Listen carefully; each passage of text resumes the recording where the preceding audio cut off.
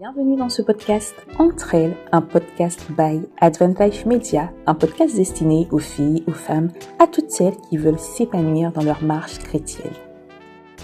Hello chère femme, je suis heureuse de te retrouver dans ce nouveau podcast.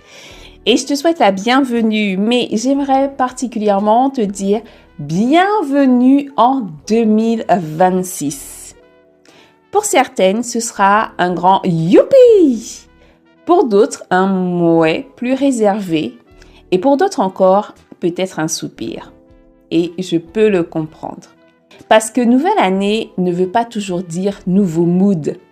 On ne s'est pas réveillé différente à l'aube du 1er janvier. Nos vies n'ont pas changé par magie. Nos situations ne se sont pas réglées en un claquement de doigts.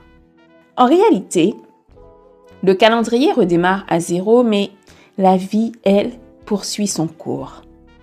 Et c'est pour ça que ma question pour toi ce matin, chère femme, est très simple, mais très sérieuse.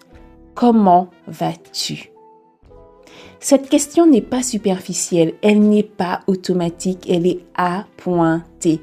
Comment vas-tu réellement?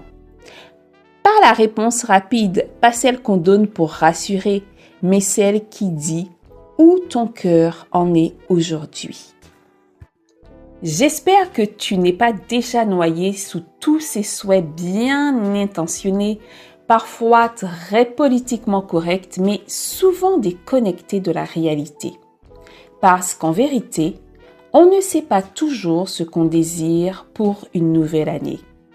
On souhaite la paix, la joie, la réussite, mais sans forcément mesurer ce que cela implique, ni le chemin pour y parvenir. L'année a démarré et j'espère qu'elle ne t'a pas déjà mise KO. Mais si c'est le cas, si tu te sens déjà fatigué, découragé, sous pression, j'aimerais t'encourager à ne pas croire que tout est terminé.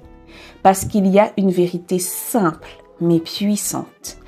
Tant que Dieu est dans l'équation, il y a de l'espoir. Tant que Dieu n'a pas dit son dernier mot, il y a de l'espoir.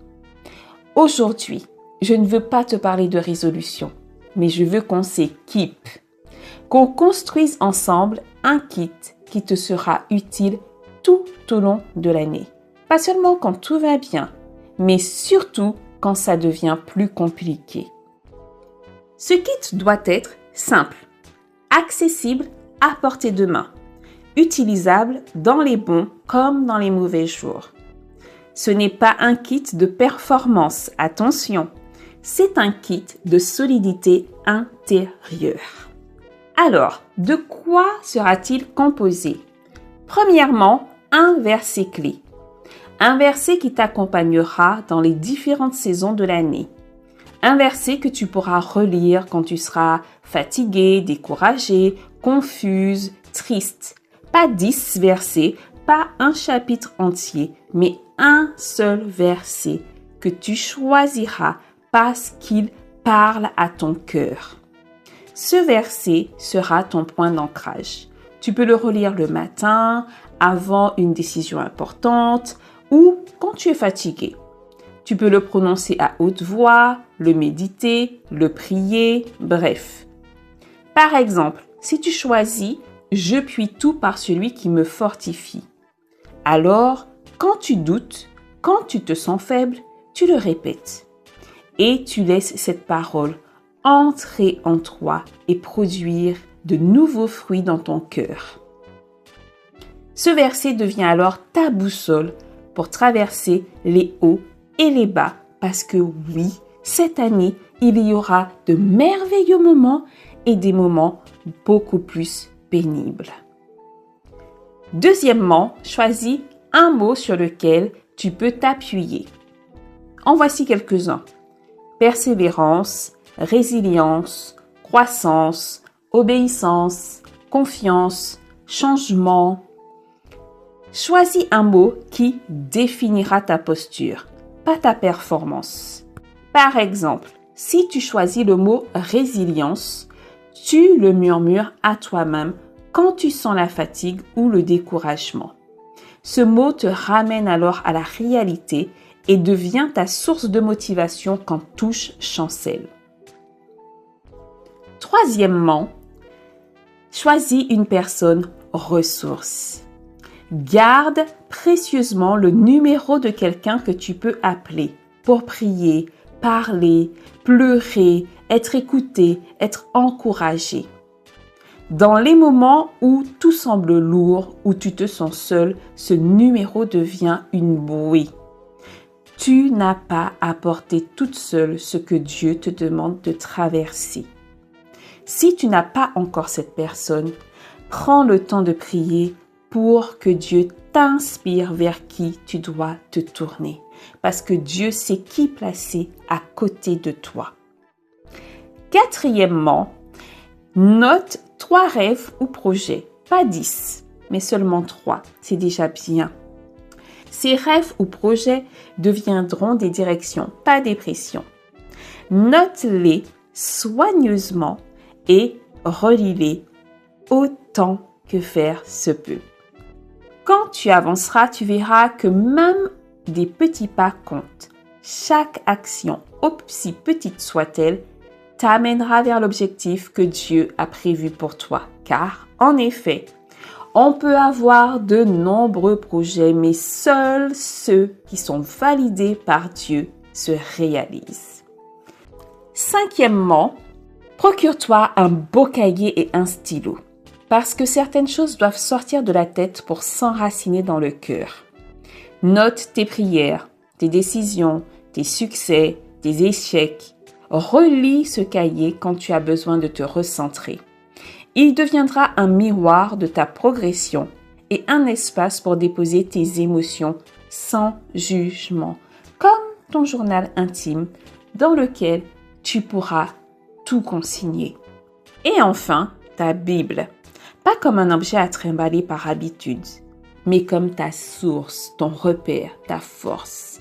Quand tout semble confus, ouvre-la, lis-la, médite-la, note ce que Dieu te montre. La Bible deviendra la voix de Dieu dans ton quotidien, celle qui te guidera quand tout le reste vacillera.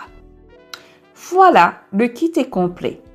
Chaque élément a son rôle, chaque élément est utilisable dans les moments de joie comme dans les moments de difficulté. Maintenant que ce kit est posé, la vraie question n'est pas ce qu'il contient, mais comment on s'en sert quand la vie ne coopère pas? Parce que, soyons honnêtes, je l'ai dit tout à l'heure, il y aura des jours où tout ne se passera pas comme prévu. Il y aura des moments où tu ne manqueras pas de foi, mais où tu seras submergé par tes émotions, par la colère, par la tristesse, le découragement. Les émotions ne sont pas mauvaises, mais elles font de très mauvais guides. Dans ces moments-là, je t'encourage à ne pas prendre de grandes décisions, à ne pas tirer de conclusions définitives sur ta vie. Ressors ton kit, relis ton verset, prononce ton mot, écris ce que tu ressens sans l'interpréter, appelle ta personne ressource, sors ta Bible et demande à Dieu de frayer un chemin dans ton cœur. Le kit deviendra ton point d'ancrage. Il y aura aussi des moments où tu regarderas la vie des autres, leur annonce, leur réussite, leurs projets, et tu commenceras à douter peut-être de ton propre chemin. La comparaison fatigue, on en a déjà parlé dans un podcast précédemment. Elle déforme la réalité et surtout, elle te détourne de ce que Dieu fait avec toi et en toi. Le kit est là pour te recentrer. Ton verset te rappelle la vérité. Ton mot te rappelle la posture que tu dois garder. Tes projets te rappellent que tu as ton propre couloir, la direction que Dieu veut t'enseigner. Tu n'as pas à vivre l'année des autres. Il y aura des moments où tu n'auras plus envie de prier, plus envie d'espérer, plus envie de faire des efforts. Et ça ne fait pas de toi une mauvaise chrétienne. Ces jours-là, Ne cherche pas à être forte, cherche à être fidèle au minimum. Reviens à ton kit, reviens à ton verset, à ton mot et appelle ta personne ressource. Rien de plus, tu vois, ce kit, ce sera ton essentiel tout au long de l'année 2026. Au final, le kit devient même ton minimum vital. Parce que l'année, elle ne sera pas linéaire. Il y aura des saisons de croissance, des saisons de combat, des saisons de repos, tout comme les saisons du quotidien. Il y a un temps pour chaque chose. Vouloir être constante toute l'année est une illusion. Apprends à discerner la saison dans laquelle tu te trouves et à ajuster ton rythme. Nous avons déjà parlé précédemment des saisons aussi et c'est important de comprendre dans quelle saison on marche actuellement. Réussir son année, ce n'est pas tout cocher, ce n'est pas tout maîtriser, c'est rester relié, c'est rester debout, c'est ne pas s'endurcir.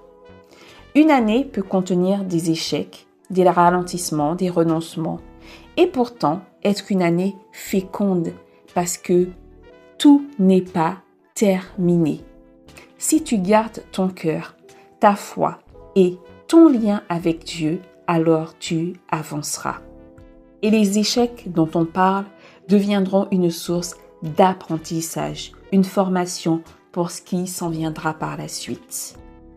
Je ne te souhaite pas une année parfaite, je te souhaite une année équipée. Une année où tu seras vers quoi revenir quand tu seras ébranlé.